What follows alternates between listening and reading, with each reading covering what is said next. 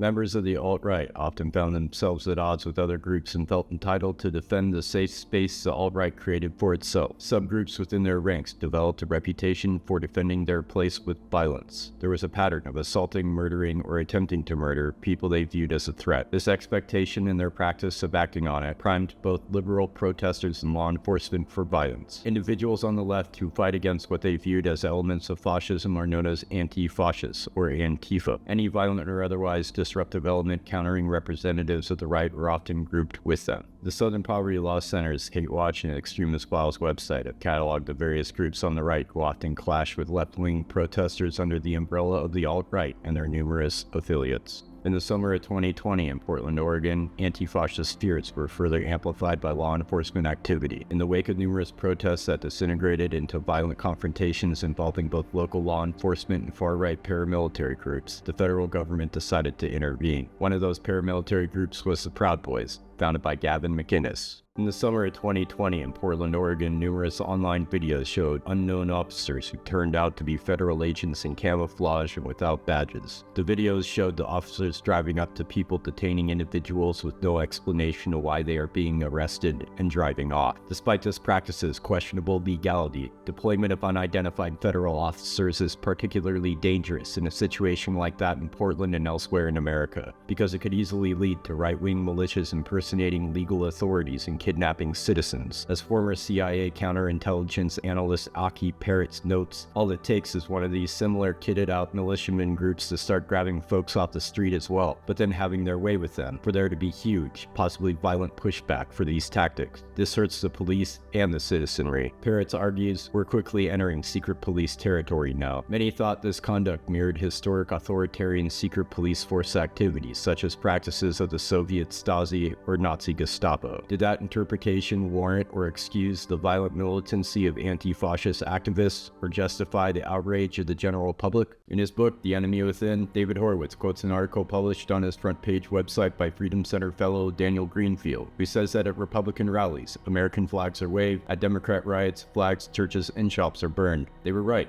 Sort of. What he fails to acknowledge about left-wing protest flashpoints is that the people who initiated violent tension at left-wing protest scenarios such as those seen in Portland, Oregon in 2020 were driven by the literature Horowitz and his cadre of like-minded pundits created. Meanwhile, the leaders of those violent groups reap benefits for their conduct provided by Horowitz and his school's sphere of influence. When Republican groups arrive at an event preceded by a reputation for violence, and then provoke left-wing protesters with tactics designed to extract an angry response from their opponents, it should come as no surprise that these conditions encourage the disintegration of social order. These are conflicts designed to produce outcomes that allow their right-wing cultural instigators to say, see, liberals are violent, ignorant people who have no respect for the property of hardworking Americans, nor do they have respect for our men and women in blue. This inversion of public opinion first emerged from leftist protest tactics employed by Horowitz's New Left in the 60s and 70s, forged by another one of their luminaries, Abby Hoffman. Hoffman pioneered theatrically violent tactics like brandishing broken beer bottles while screaming hateful language at the police.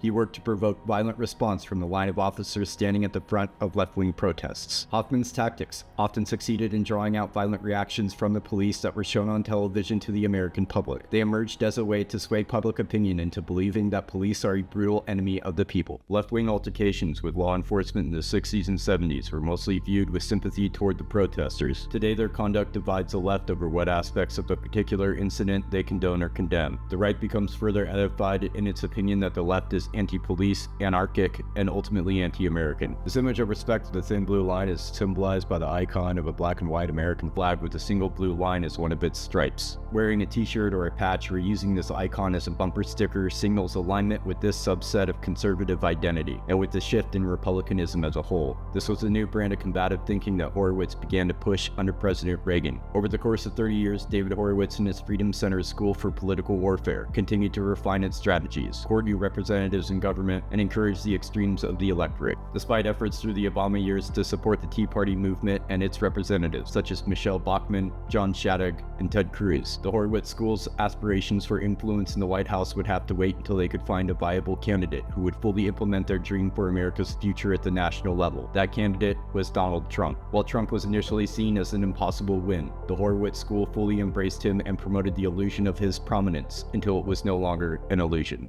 David Horowitz has been fighting his political warfare since the mid-1980s by supporting, connecting, and cultivating the visibility of individuals who channel his view. He and his group's momentum has been powered by the conviction that behind the failures of Republican campaigns lies an attitude that is administrative rather than combative. It focuses on policies rather than politics. It is more comfortable with budgets and pie charts than with the flesh and blood victims of their opponents' policies. Horowitz added that Democrats have the moral high ground. They are secular missionaries who want to change society. Their goal is a new order of society. Social justice. He argued that the only way to beat them is with an equally emotional campaign that puts the aggressors on the defensive, that attacks them in the same moral language, identifying them as the bad guys. At the heart of this emotional campaign is what became known as the Breitbart Doctrine, articulated by Horowitz's collaborator, Andrew Breitbart. The Breitbart Doctrine is the idea that politics is downstream from culture, and that to change politics, one must first change culture. Christopher Wiley, a former employee of Cambridge Analytica, stated in an interview with The Guardian, "The reason Steve Bannon was interested in Cambridge Analytica is because he believes in this idea of the Breitbart Doctrine, which is that if you want to change politics, you first have to change culture, because politics flows from culture. If you want to change culture, you have to first understand what the units of culture are, and the people are the units of culture. So if you want to change politics, you first have to change people to change culture." While David Horowitz had Stephen Miller as a protege, Steve Bannon cultivated Milo Yiannopoulos. Once editor of Breitbart News, Steve Bannon organized a college campus tour for Yiannopoulos, the central theme of which may best be encapsulated by Yiannopoulos' declaration that his mission was finding boundaries and raping them in front of you. This tour and its message were directly funded by Breitbart financiers Robert and Rebecca Mercer and by Turning Point USA. Turning Point USA is a Christian youth group for recruiting college-aged Republican activists run by Charlie Kirk and is a contributor to the Heritage Foundation's Project 25. They also run the Blexit Foundation, whose mission is to convert black liberals into Republicans. As of 2022, Heritage Foundation and Heritage Action for America board member Rebecca Mercer, as well as the radio personality who helped launch Stephen Miller's career, Larry Elder, both sit on the board of Turning Point USA's Blexit. At one of Turning Point USA's events at which Kirk's good friend Donald Trump Jr. was a speaker, Kirk said, "Every single one of you here today are here to tell the media, colleges, and the elites that our generation will not embrace socialism." Another speaker at the event said, "We are in a nonviolent, and I pray to God it remains nonviolent, civil war." Yet another said, "All of you are now messengers. All of you are now part of the fight. All of you are the people who are going to go back to your campuses and convert 10 other people. You should always wear that target proudly on your back because they will come for you. And when they come for you, the only way those bullets are going to bounce off is if you're made of steel." In July 24, Heritage Foundation President Kevin Roberts said that the country is in the midst of a second American Revolution that will be bloodless if the left allows it to be. As Lionel Chetwynd, the co-founder of both Horowitz's Wednesday Morning Club and the Hollywood Republican Fellowship group Friends of Abe,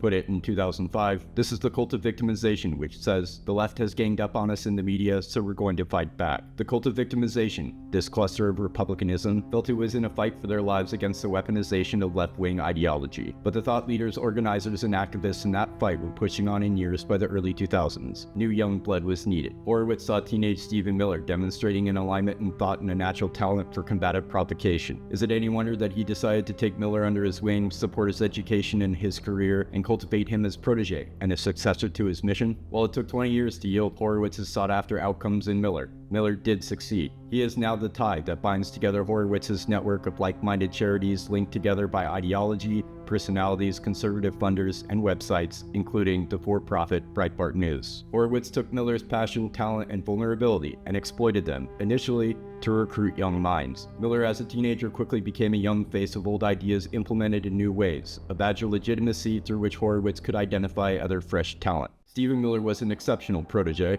In a cast of exceptionally polarizing officials, he has embraced the role of arch-villain. Miller can be found shouting over interviewers on the weekend news shows or berating reporters in the White House briefing room. He has also vowed to quell a deep state conspiracy theory against Trump when he's not accusing journalists of harboring a cosmopolitan bias or denying that the Statue of Liberty symbolizes America's identity as a nation of immigrants. He is shaping policy and provoking the president's most combative impulses. The president, meanwhile, is fond of Miller's combative style and sees him as a difficult person to replace. If you want to understand the language Trump uses to talk about immigrants and his opponents, or the immigration policies he has put into place, often via Miller, you have to also understand Horowitz and the formative role he played in Miller's career and life. Horowitz appears to suggest that he wrote a letter of recommendation that aided Miller with his admission to Duke University. He recalled worrying that the teenager would not get admitted into a top-tier university. Perhaps he wouldn't get recommendation letters from teachers. Miller left for Duke with a plan to shake things up, a plan devised by Horowitz that Miller announced while still in high school. That plan became known as the Students for Academic Freedom.